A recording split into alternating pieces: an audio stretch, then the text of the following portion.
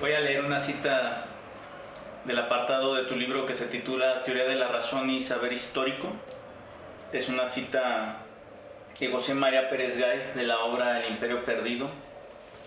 Dice lo siguiente: como se adivinase lo que ocurriría durante la segunda mitad del siglo XX, Musil pensó que la historia es un dios al que todos se someten y que hay que poner un hasta aquí a la interpretación lineal de la historia, a la creencia del progreso del género humano.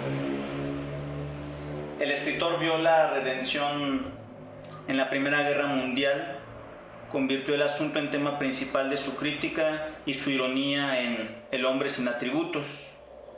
Y aquí dice lo siguiente: el camino de la historia no es el que recorre una bola de billar dando carambolas en una dirección única, sino que se asemeja más bien al rumbo de las nubes, a la trayectoria descrita por un vagabundo en las calles de la ciudad, rechazado aquí por una sombra, allá por un grupo de hombres, más adelante por una esquina extraña, y al cual siempre llega, al fin, a un lugar desconocido y nunca deseado.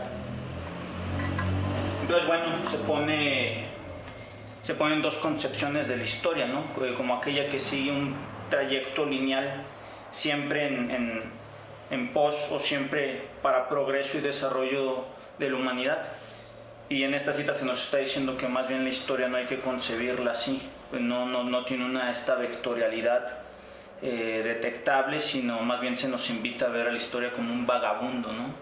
Que va dando tumbos y va recorriendo la ciudad y llegando a lugares que le resultan ajenos. ¿Por qué concebir la historia con esta imagen que es muy fuerte, ¿no? Es muy fuerte, con la imagen de un vagabundo, de un indigente? El hombre sin respeto por lo divino o por el sentimiento en lo sagrado tiende a volverse errático. Dios ha muerto, por lo tanto todo está permitido. ¿Qué frase? ¿Y cómo caló en el mundo, en la cultura? Nietzsche ahí expresó un sentimiento de reto, de desafío, digamos de soberbia, pero señalando un propósito, ¿no? Está claro que ya no puede aceptarse que la historia es una marcha hacia el progreso.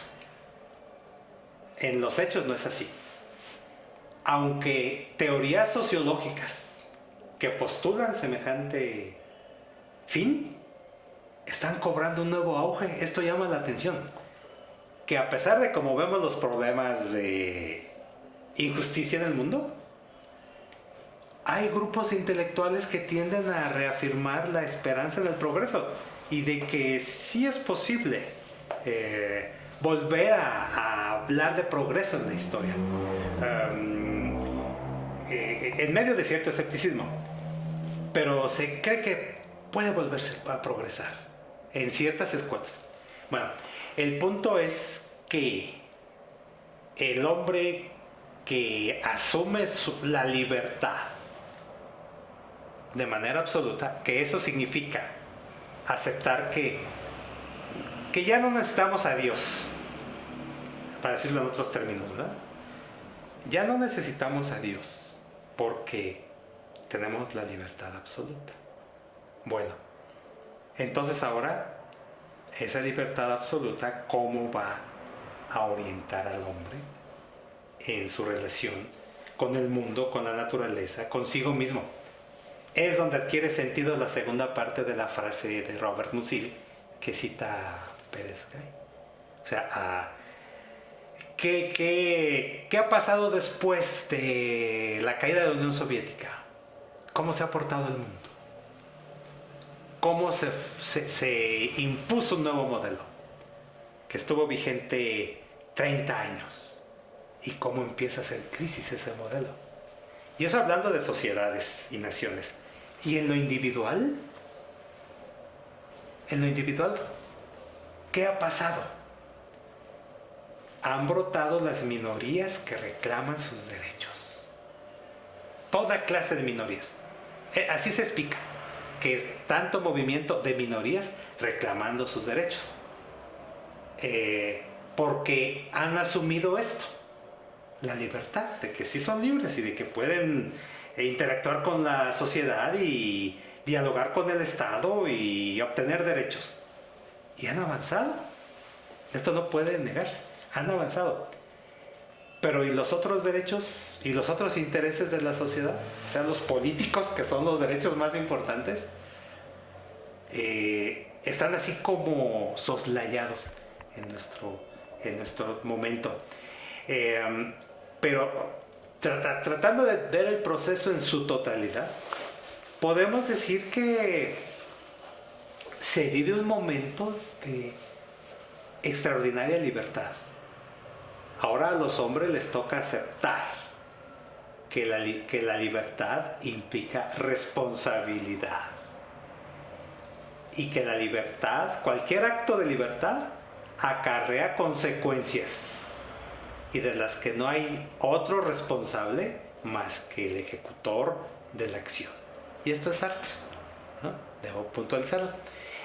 Y como que eso en nuestro tiempo no se quiere aceptar, solo lo primero, somos libres. Y las consecuencias de tus actos se las dejo a la sociedad. Sí. Pues fíjate que ahí tu existencia no está bien fincada. Más o menos creo que esta es la dinámica del hombre con la libertad en la actualidad. Y quizá la filosofía no tiene mucho que decir al respecto, porque ya lo dijo. Creo que quien va a hablar de esta nueva dinámica entre individuo y libertad, o grupos y libertad, va a ser la literatura. Ahorita se está abriendo como un nuevo sector para la expresión literaria, más allá del subjetivismo o del lirismo que gusta tanto en México. Y que bueno, ¿no?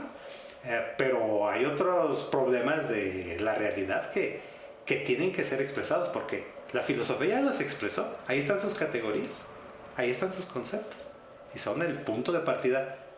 Al igual que para la teoría crítica, ahí están los conceptos de Framework.